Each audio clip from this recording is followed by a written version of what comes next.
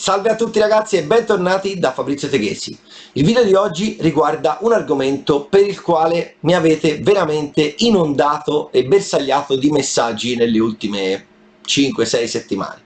Sto parlando del mondo Kyosho RTR, quindi ho deciso di entrare in questo argomento partendo dal settore scoppio e più precisamente partendo da lei. Questa macchina verrà totalmente smontata da me per capire quali sono le differenze con la mia ottima conoscenza della MP9 TKI4 kit, quindi da gara, che ho usato per veramente tanti e tanti anni, e quindi voglio scoprire perfettamente tutte le caratteristiche di questo automodello. Sigla!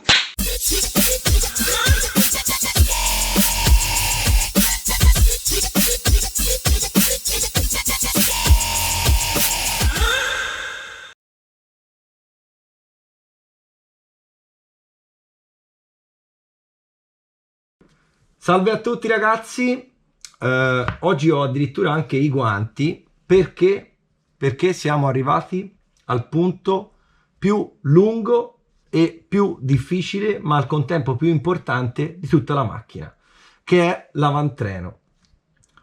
Nell'avantreno c'è tantissimo materiale in più rispetto al retrotreno ed ovviamente al centrale, e quindi c'è tutto il sistema di sterzo, c'è l'apparato dei link di sterzo con la piastra di Ackerman, c'è il salvaservo, insomma è veramente più complicato, quindi armatevi di pazienza e cominciamo. Tra l'altro anche, vedete, un cameraman virtuale che segue tutti i miei movimenti. Madonna, uno spettacolo ragazzi, guarda, anche se mi abbasso lui si abbassa, se mi alzo lui si alza, favoloso.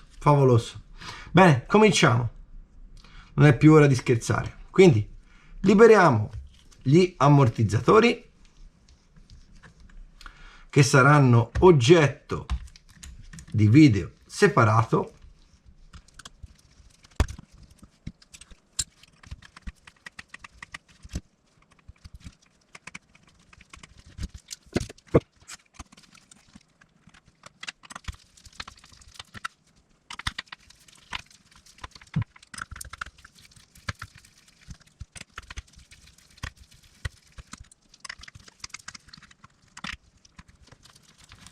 Niente, qua ci vuole il contro cacciavite, vediamo se svito da sotto e poi qua è successa una cosa che non deve succedere, o meglio, se è montata bene la macchina non dovrebbe succedere. Cioè praticamente questa vite gira con tutta la colonnina allentando quella sotto. In realtà io blocco, vedrete poi quando rimonto, le viti sotto con il frenafiletti forte e queste sopra le metto con il frenafiletti leggero, in modo e maniera che praticamente quando io svito da qua su è impossibile che si sviti da giù. In realtà adesso è successo, la smonteremo così e poi vedremo.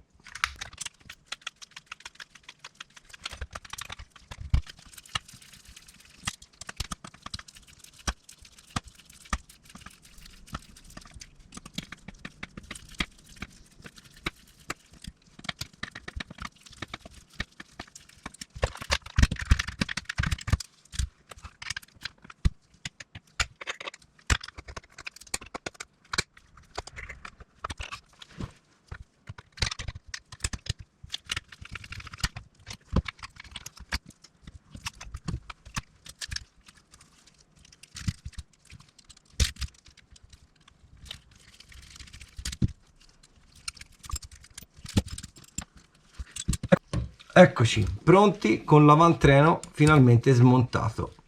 Allora iniziamo col dire qualche optional. Al posto di questi, esattamente come nel retrotreno, ci sono i perni delle sospensioni che si chiudono con il grano nella parte superiore, invece che filettando il primo pezzetto del braccetto, che a parer mio sono nettamente più vantaggiosi. Le piastre quindi sia questa che questa sono tutte uguali, identiche alla TKI4 Kit, ma non hanno nessuna fresata, mentre le piastre normali, insomma della macchina da competizione, hanno le fresate all'interno della piastra, quindi gli alleggerimenti. Il paraurti è il medesimo. Allora, qui andremo subito a fare la prima modifica. Come vedete, nel paraurti c'è un foro dove viene chiuso da questa vite che va a filettare su questo pezzo di plastica. Allora, io non la uso questa vite, e non solo, vado a chiudere il foro sul paraurti. In che modo? Ve lo farò vedere a brevissimo. Perché qui quando si va a saltare e si atterra di muso, succede tantissime volte, questo foro si riempie interamente di terra, e prima di riuscire, in caso di manutenzione, ad arrivare alla vite, bisogna scavare tantissimo, e in più si riesce difficilmente ad arrivare a rimuovere la terra da dentro la cava della vite, sia essa che sia a croce sia che sia esagonale. Quindi, siccome il paraurti si regge sulle viti di sotto anche, e vi assicuro che strabastano, perché col paraurti si vanno a dare le botte, non esiste qualche forza che possa prendere il paraurti in senso opposto e ve lo possa strappare dalla macchina, praticamente, perché ovviamente ci sono i braccetti, c'è la cellula, ci sono mille cose per le quali il paraurti non può essere strappato, quindi vi garantisco al 101% che resiste, e noi, siccome c'è un tempo tecnico che deve seccare, lo andiamo a chiudere subito. In che modo lo andiamo a chiudere? Con la pasta nera 5940 Loctite, la migliore del globo terrestre. Andiamo a puntare, vedete, il tubo direttamente nel buco, e guardiamo quando esce dal lato opposto, che è abbastanza banale la situazione. Eccola, vedete che è uscita? A questo punto io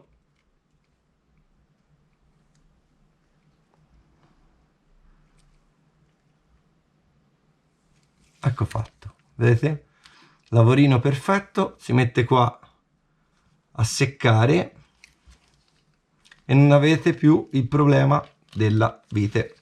Per acquistare la pasta rossa e tutti gli optional che io menzionerò durante questo video, ci sono tutti i link in descrizione per i vari approfondimenti e per capire di cosa si tratta. Quindi andiamo a smontare.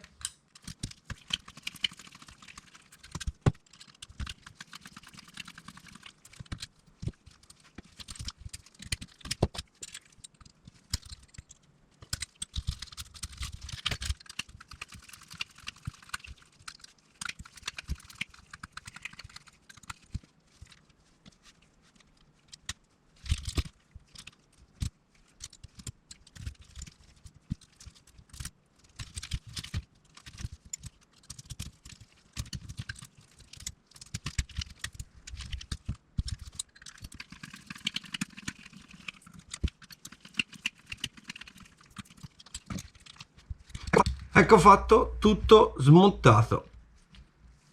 Allora, andiamo per gradi.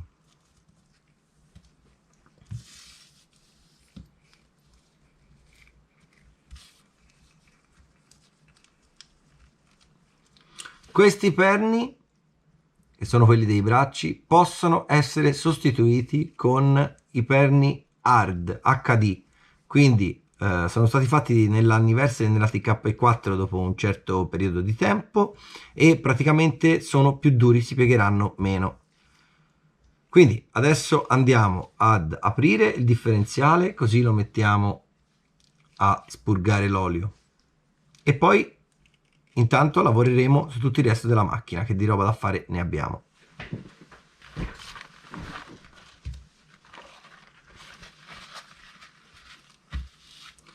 Strappo di carta.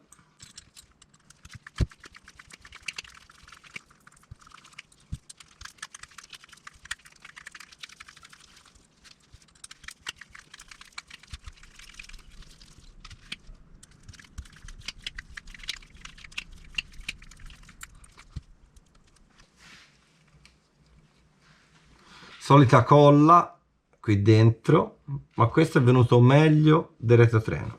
Quindi disassembliamo tutto.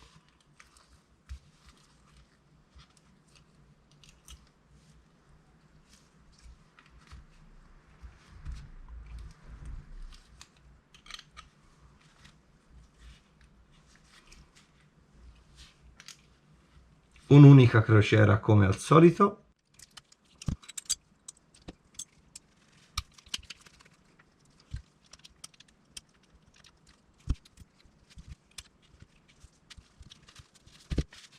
Ok, altro strappo di carta, cuscinetti, olio per cuscinetti, chioscio.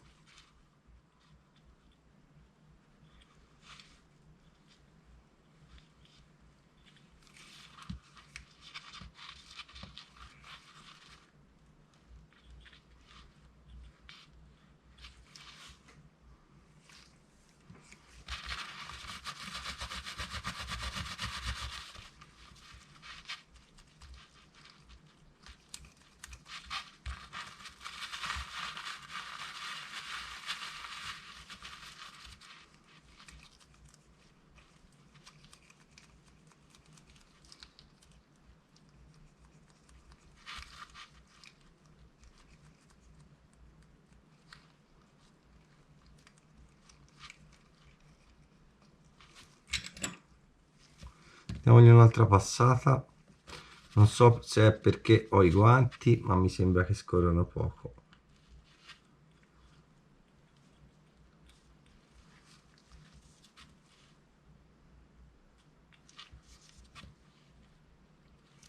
Ok, a questo punto invece di asciugarli li lasciamo qua a spurgare da soli. Vediamo con questo sistema se funziona. Ok, cominciamo con il salvaservo. Allora, questa ghiera è simile al salvaservo TKI3. La molla non mi sembra di conoscerla perché sul salvaservo TKI3 era dorata. Allora, questa molla io l'ho già sentita mentre montavo la macchina, è morbidissima. Che premesse ci sono da fare? Più stringerete questa molla e più che i servi saranno reattivi e direzionali, perché tutto quello che date come comando dalla radio verrà preso senza distorcimenti, quindi senza variazioni dalle ruote, quindi dal sistema di sterzo.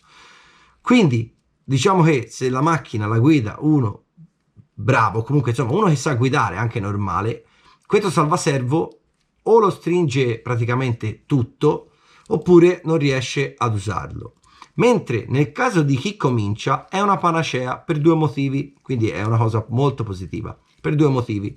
Primo motivo, perché la macchina con il salvaservo morbido è molto più facile da guidare, meno intuitiva sotto certi punti di vista, perché alcune volte anche soltanto la forza della velocità con la quale si arriva in curva potrebbe ingannarvi, quindi magari voi arrivate molto forte in fondo a un rettilineo, la macchina girate tutto lo sterzo, la macchina non gira, poi via via che rallenta comincia a girare fino a quando praticamente il salvaservo torna in posizione e vi butta la macchina dentro. In realtà il mio consiglio è: partite con questo, perché tanto se mettete uno da gara non riuscite a guidarlo, e dategli un paio di giri di filetto ad avvitare, punto. Al momento che imparerete a guidare, non andate a stringere questo a pacco, perché se stringete questo a pacco praticamente l'effetto salvaservo si annulla, quindi ottenete a livello di guida un ottimo risultato, perché la macchina è perfettamente direzionale sui vostri comandi, ma in realtà non esiste più il salvaservo, quindi come dice la parola stessa, il servo non si salva. Se il servo non si salva si rompe, se il servo si rompe c'è da comprare un servo. Quindi consiglio: imparate con questo, dategli un giro e mezzo, 2 giri, e poi al momento opportuno comprate, senza buttare via questo, il salvaservo della macchina da gara, e comprate il salvaservo MP10 che ha l'esagono sopra praticamente. Quindi questa è la prima premessa. Adesso io li vado a stringere un giro e mezzo.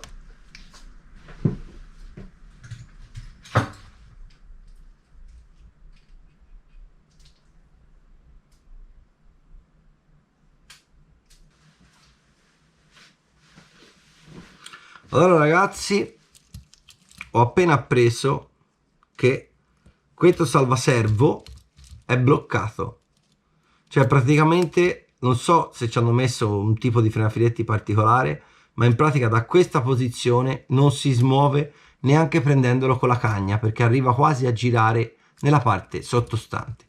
Quindi usatelo così, senza stringere un giro e mezzo, anche perché non ci sono alternative, e successivamente lo sostituirete direttamente con quello della macchina da gara al momento che imparerete a guidare. Altra differenza con la macchina kit da gara sono queste boccole, che come vedete qui ci sono le boccole, invece nella macchina da gara ci sono i cuscinetti. In realtà fondamentalmente se vengano leggermente ingrassate con un po' di grafite non ci dovrebbero essere problemi nemmeno con le boccole, però sappiate che esistano i cuscinetti per qua. E chiaramente a quel punto li andrei a montare quando prenderete il salvaservo da gara. La piastra di Ackermann è la stessa della TKI3 e della TKI4, però c'è una differenza fondamentale: non ci sono gli scassi, cioè la rastremmatura a 45 gradi qua e qua. Voi mi direte: a che cosa serve la rastremmatura a 45 gradi? La rastremmatura a 45 gradi serve che quando avete tutto il sistema montato, voglio simulare il fatto che sia montato,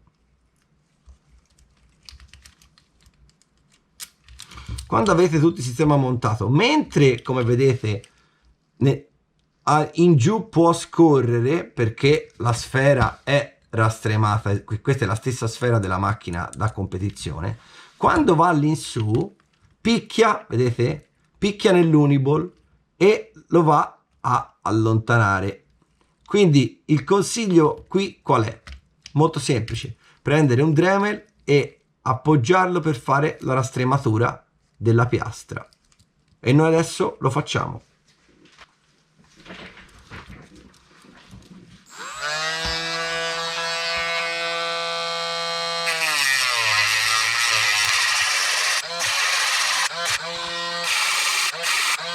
Ok.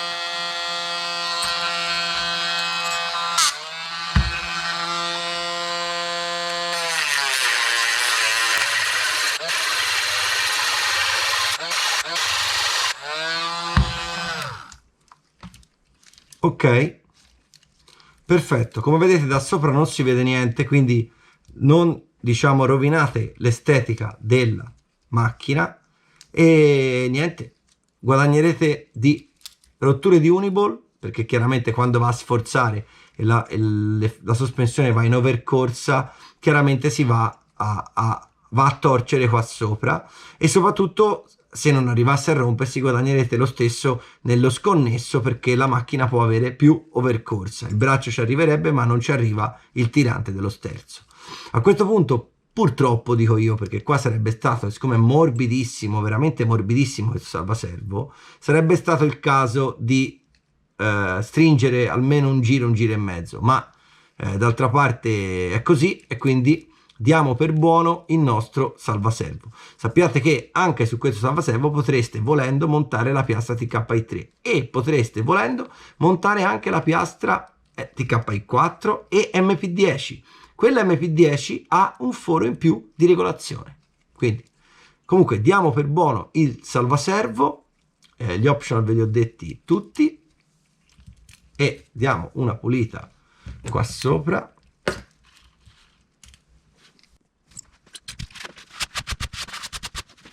Ok, prendiamo in esame questo.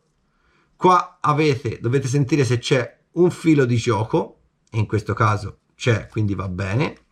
Questi cuscinetti non li tratto nemmeno perché scorrono veramente da soli.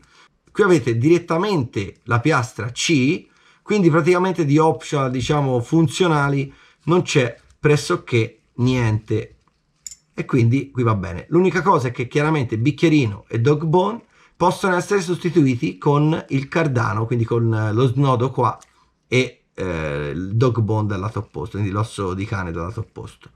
E niente, a questo punto questo è fatto, il tappo è questo, queste sono le ultime cellule, lo ripeto, messe in commercio da Kyosho, quindi in pratica non avete nessun tipo di problema su questa parte qua.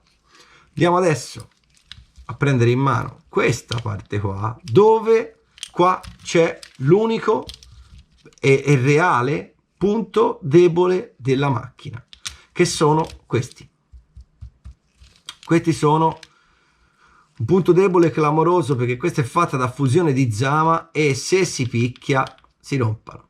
Se si picchia si rompono. Quindi cosa dovete fare voi? Dovete girarci fin quando non si rompano. Quando si rompono avete la scelta A di ricomprare questi, ma non li portate mai in gara perché basta appoggiarsi e si rompano. Veramente, questo è veramente un punto molto debole di questa macchina. B, andare a comprare i fuselli della TKI3, che sono IF419, e della MP10. Nel caso dei fuselli della MP10 sono più corti, insomma hanno una forma leggermente diversa, dovrete andare a modificare anche queste, la lunghezza di questi tiranti qua praticamente. Per il resto i bracci sono loro, le C sono di plastica, volendo potreste montarle in Ergal, ma ripeto non ce n'è bisogno. Le C in Ergal esistono da 13 gradi, da 16 gradi, da 17,5 e da 19. Tutte le C fanno sempre, con gli eccentrici qua sotto, un grado in meno e un grado in più di quello che è dichiarato dalla C. Qui abbiamo da controllare i cuscinetti, se da questi fuselli vengano fuori, perché io non li ho mai smontati, non lo so, cioè sicuramente verranno fuori, voglio capire con quanta fatica verranno fuori.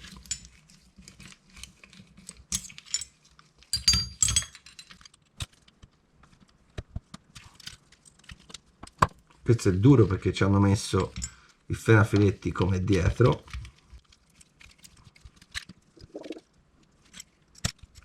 Vengono fuori facilissimi proprio, guarda, non me l'aspettavo.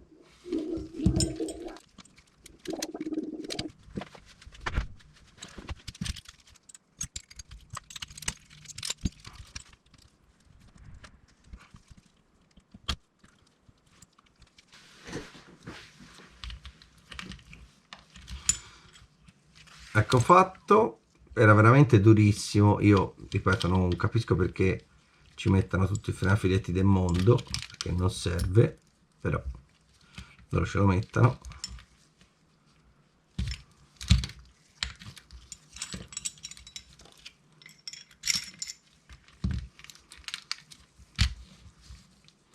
Ok, trattamento ai cuscinetti.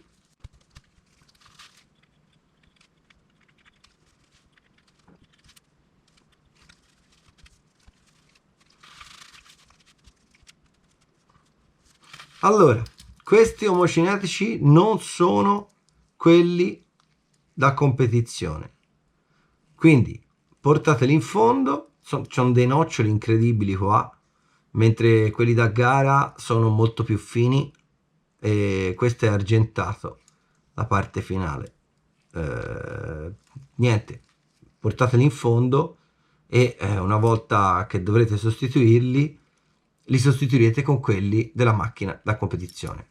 Questi non hanno nessun tipo di problema. Questa piastra è identica alla piastra da competizione, soltanto che sono tutte viti svasate in quella da competizione. Questa, come ho detto anche in qualche video precedente, potreste lasciarla così, che non ha nessun tipo di problema, oppure svasarla voi comprando semplicemente uno svasatore, non ci sono problemi. Mentre la cosa realmente da sostituire in modo quasi obbligato è questa. Questi perni qua giù io non li posso sopportare. Nella macchina da competizione c'è un pernio liscio e spunta dal lato opposto una filettatura e praticamente ci si può mettere il dado. Questi sinceramente io li cambierei pressoché subito, praticamente, però vedete voi, io li cambierei subito, cioè questi veramente secondo me si piegano a vista, però andiamo avanti.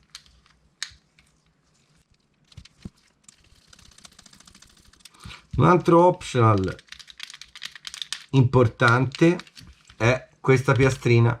Questa piastrina la danno di plastica, sappiate che voi la potete mettere in ergal.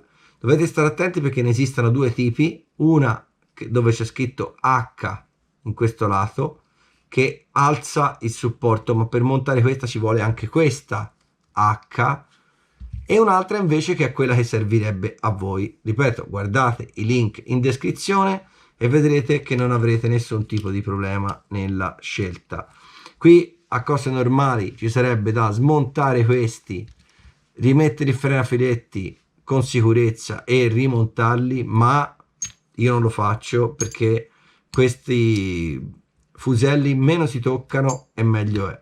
Scorre tutto perfettamente, qua scorre tutto perfettamente, chiaramente deve stare dritta la sfera per vedere se scorre, perché se si inclina anche di poco chiaramente non scorre, ma va benissimo così. Ah, l'ho montato al contrario, bravo tonno Rio Mare.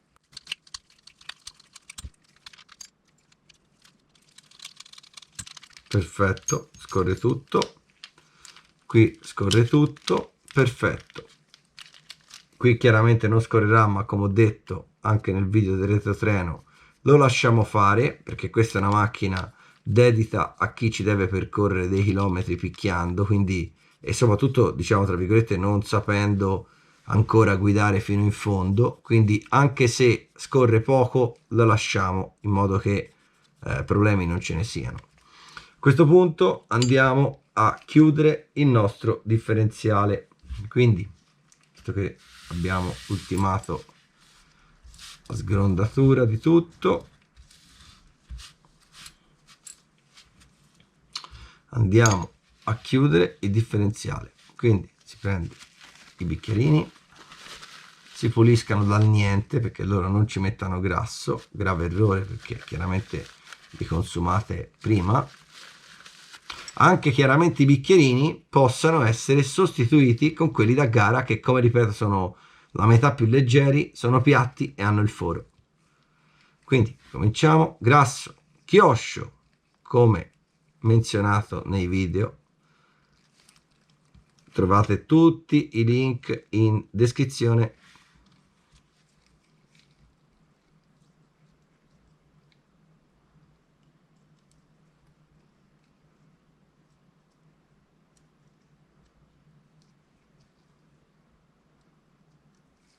Ormai qua siete già bravi, non vi dico più niente. Se avete guardato i video in ordine, chiaramente. Se state vedendo prima questo degli altri due, vi invito ad andare a vedere i video rispettivamente del retrotreno e del centrale, perché in ordine cronologico sono stati fatti così: prima il retrotreno, poi il centrale e poi questo. Qui cercate di ripulire da tutta la colla che ci hanno messo e andiamo subito a montare. In questo caso, come nel caso del centrale e non come abbiamo fatto per il retrotreno, per avere la macchina più facile all'inizio, andremo ad installare la nostra seconda crociera. Quindi dovrete prendere un kit ingranaggi, sono tutta roba che costa veramente poco, mi pare che costi meno di 10 euro il kit ingranaggi.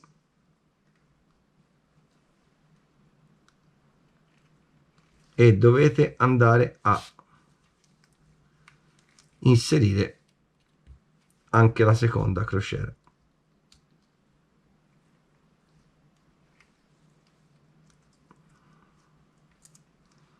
Perfetto.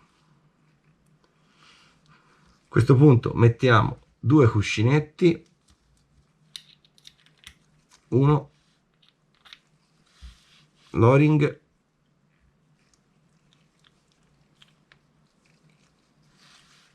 la prima spina, che vi ricordo va inserita dal buco.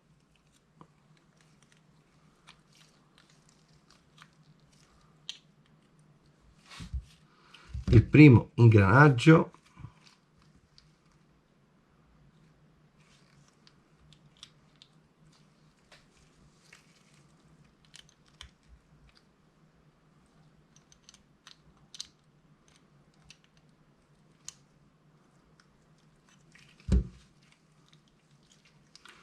il grano. Qui state attenti a far sparire semplicemente la sagoma del grano dalla cassa e a non avvitare troppo, altrimenti il grano avvitandosi va a toccare questo ingranaggio e si blocca, non scorre più niente. Cominciamo a mettere olio. Io metto 7000 FT Tech, esattamente come nel centrale.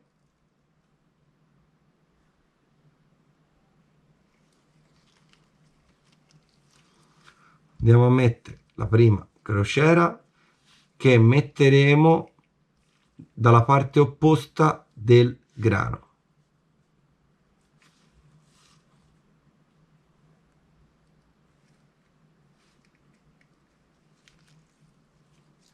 Ecco fatto. Mettiamoci la crociera con lo scasso per alloggiare l'altra in posizione verticale e andiamo a mettere la nuova crociera che abbiamo creato.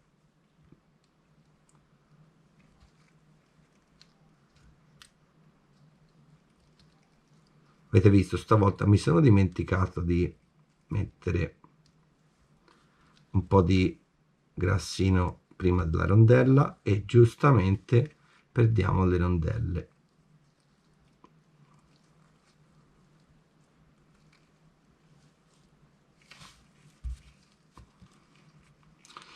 Intanto che aspettiamo che l'aria esca,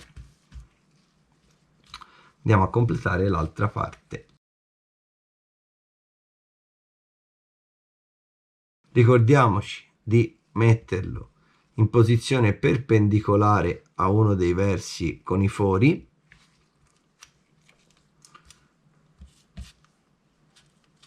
Qui giustamente c'è tutto l'ingranaggio sporco di quella colla che hanno usato per chiuderlo, quindi cerchiamo di eliminare la colla in eccesso.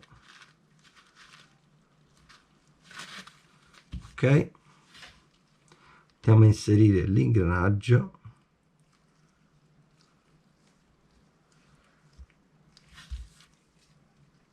e a vedere quanto olio manca. In questo caso ne manca un capellino. Voi superate di 1 millimetro le crociere e sarete a posto. Ok, posizionate la tacca perpendicolare con i 4 fori.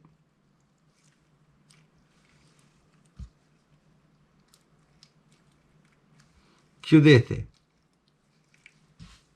la coppia conica, la corona, e andiamo ad avvitare.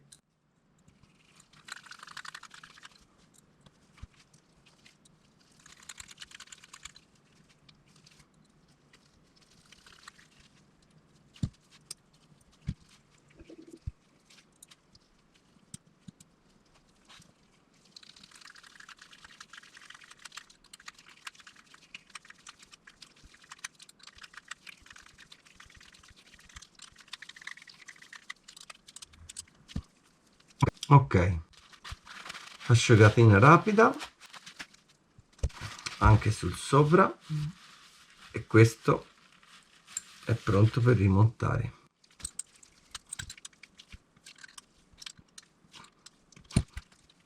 Perfetto. Ricordatevi il verso verso sinistra. Vedete con il nostro trattamento come scorre. Si va a chiudere la cellula con le viti sopra e molto più velocemente del previsto siamo già al rimontaggio. Siamo già al rimontaggio perché alcune cose non potevamo farle, come per esempio il salvaservo, ma ripeto, all'inizio, soprattutto se non avete mai posseduto una macchinina, non avete bene il controllo di quello che state facendo, lasciatelo così.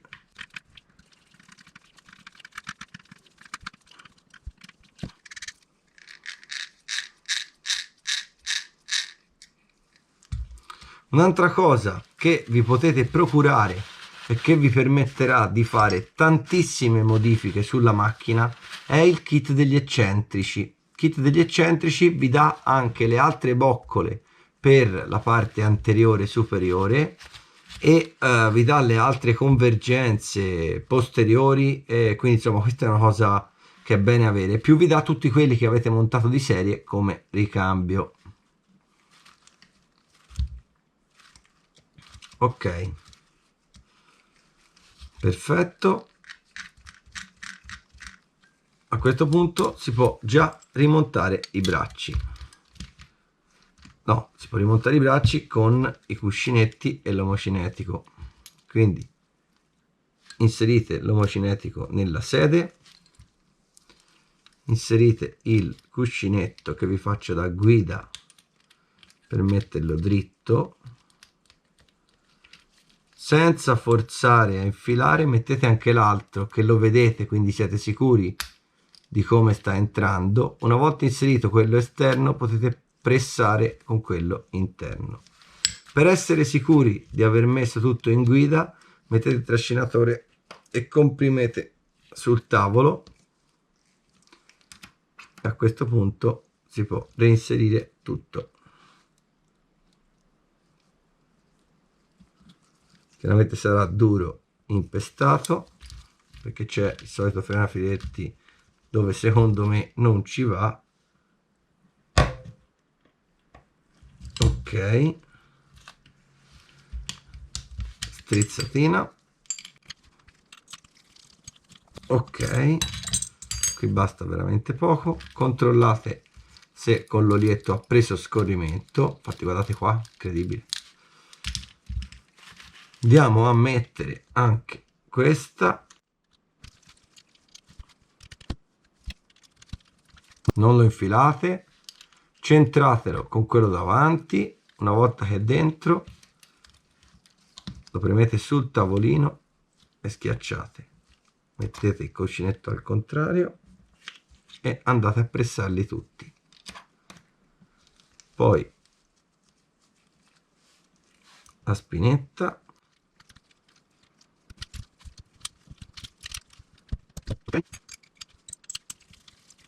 Ok, tutto pronto per montare nuovamente il gruppo. Quindi destro, giusto, la rondella importantissima. Queste sono rondelle molto spesse, quelle di serie. Noi sulla macchina kit usiamo dell'esatto 50% di spessore di queste, cioè queste sono 1 millimetro, noi le usiamo rettificate di 0,5, cioè praticamente esistono già in commercio. Quindi quando piegherete, perché queste hanno il problema soprattutto davanti che si piegano, quando piegherete queste andrete a mettere quelle della macchina da gara, quindi non andate in ferramenta a comprare le rondelle, o se ci andate compratele di 0,5 di spessore. Ok,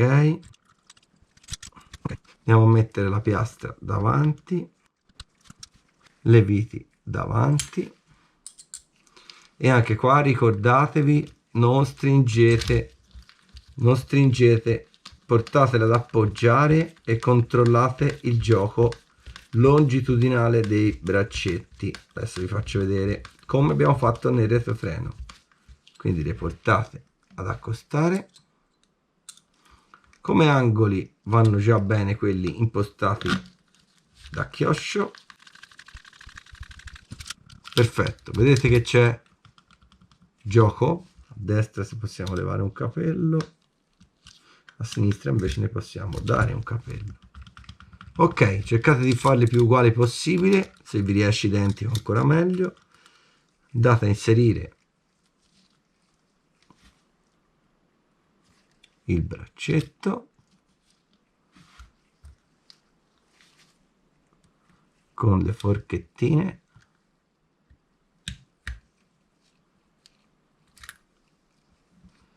anche di qua,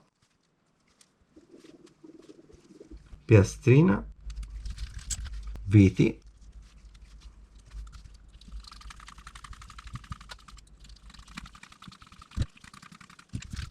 ok, queste le potete stringere anche forte perché vedo che c'è tanto gioco.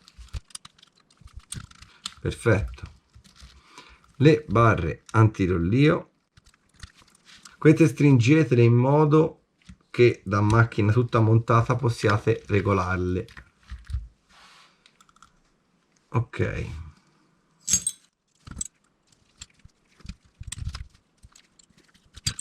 A questo punto possiamo mettere il paraurti che nel frattempo è secco, semplicemente ad incastro così, e montarci il nostro salvaservo fresato. Quindi qui avevo levato la vite. Vi consiglio, al contrario di quello che fanno loro, di usare il foro posteriore, quindi non il foro centrale ma il foro posteriore.